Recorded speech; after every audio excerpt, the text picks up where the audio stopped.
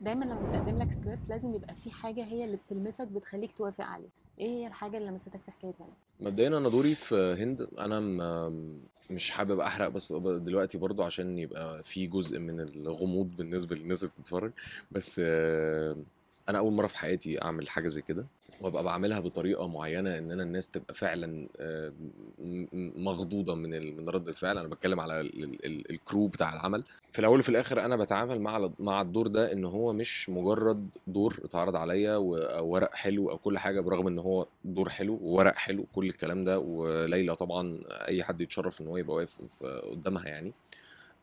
انا اللي كان فارق معايا قوي يعني ان فكره ان هي ترو ستوري، فكره ان الحدوته دي حصلت بشكل فعلي، يبقى انا لازم اسعى كل السعي ان انا ازاي اقدر ابين احسن صوره او احسن فيرجن من الكاركتر اللي انا بعمله ده في الحدوته اللي اتقالت دي. طول الوقت كنت بحرص ان انا براجع مع هند هو ده اللي حصل، فتقول لي هو ده اللي حصل، اقول له استاذ خالد هو ده، يقول لي هو ده. دايما بحاول ان انا اسعى ان انا ما اشغلش الكرياتيفيتي بتاع دماغي، او حتى لو اشغلها في فكره ان انا ازاي اعرف اجسد الشخصيه الحقيقيه اللي حصلت. الناس لما تتفرج وعلى قد تفاعلها مع الشخصيه على قد ده هيبقى بالنسبه لي ان شاء الله باذنك يا رب يعني نجاح. انا ما كنتش مهتم بدماغي في المسلسل ده، انا كنت مهتم ان انا عايز اجسد الواقع، وهو ده اللي حصل وهو ده اللي احنا عاملينه في المسلسل.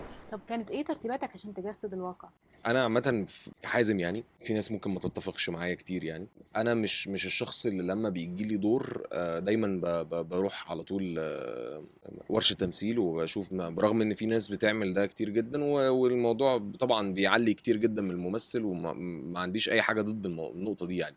بس انا شخصيا كحازم، انا بستنى اسمع احساسي الاول، ما بحبش حد هو اللي يقول لي المفروض ان انت هنا تبقى برغم ان ده موجود. بس عشان كده في مخرج، عشان كده في مؤلف. لما النهارده ببقى قاري ورق وشايف ان المؤلف مهتم قوي بالشخصيه، فده هيدفعني ان انا اهتم بيها اكتر. ولما انا اكون مهتم بالشخصيه والمؤلف يكون مهتم بالشخصيه، فالمخرج هيكون مهتم بيها اكتر واكتر. فانا لو سلمت نفسي لاحساسي، اظن ان ده هيسلمني حاجه احسن بكتير قوي من اي اكتنج كوتش هيسلمها لي.